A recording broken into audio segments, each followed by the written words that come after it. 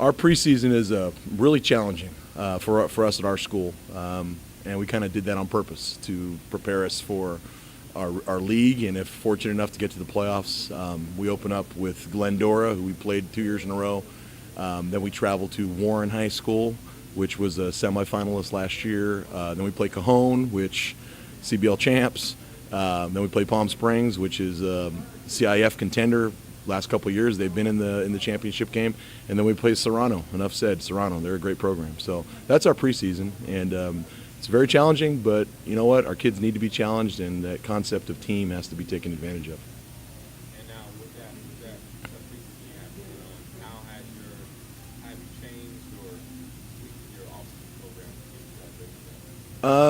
get that? We're still doing some of the basic things that we do in the off season. I think we spend more time of mental toughness this year, as far as in the off-season conditioning, putting our guys through more mentally challenging things where I don't want to say we didn't do the year before, but we spent more time doing it this year. So.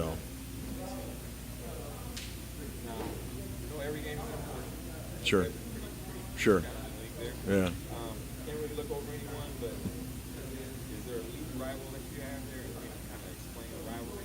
I think you hit it on the dot right there when you said can't overlook anybody. And then I spoke about our preseason. Our game one's pretty good. Once those first 5 are done, then we get into league. And as we talk about our league, I got to say Summit. Summit High School. They are the challenge. They are the best team in our league. They've got the best players. Last year they proved it. They had an outstanding season.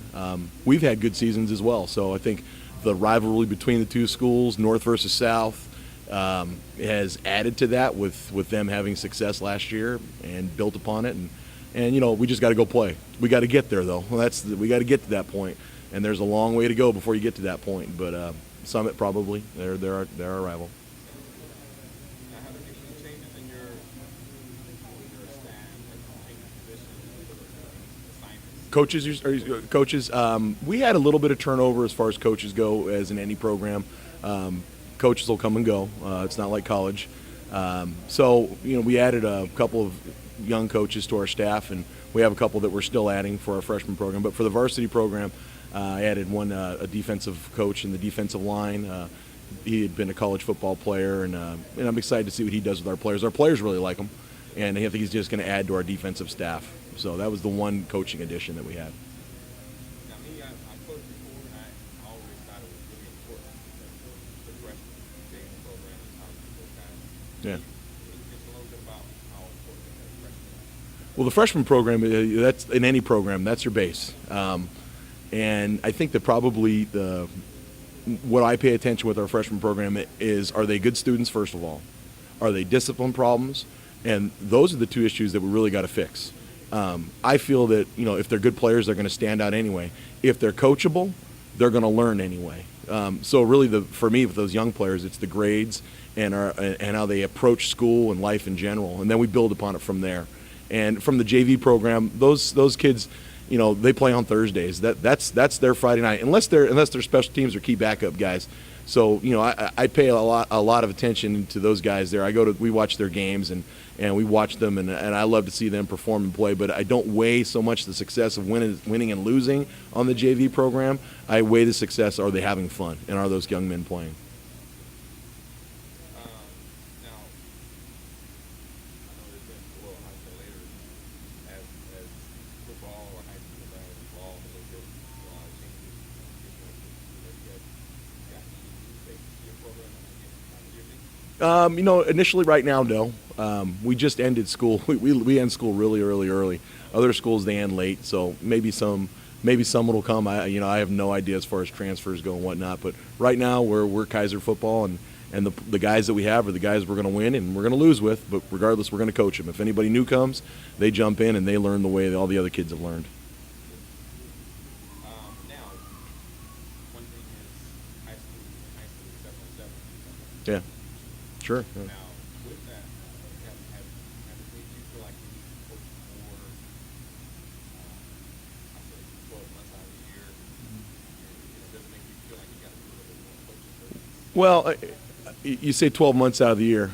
I think before the 7-on-7 exploded, let's say, we were still really doing that because I have the players year-round in a class.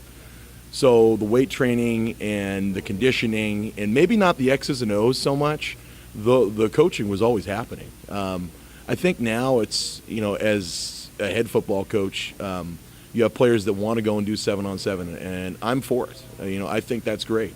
I think they're going to learn from different guys. They're going to pick up different things. They're going to be coached possibly a little bit differently. But at the end of the day, when they come back and they play for us, they know our system. It makes them better in some aspects. Maybe there's a few things that we need to change and whatnot, but a few of the 7-on-7 coaches that I do know, they've told me, Coach, we're not trying to teach them new things. We're just trying to refine some of the things that they're already doing. And I'm all for that. I don't have a problem with that. The only issue I have is sometimes where 7-on-7 may overpass what the team is trying to do. And I think that's where a lot of coaches and 7-on-7 organizations, they conflict. I've never personally had any issues with that at all because most of the 7-on-7 stuff is happening before spring football, and it's usually done by the time we get into the summer. So it hasn't really been an issue for me.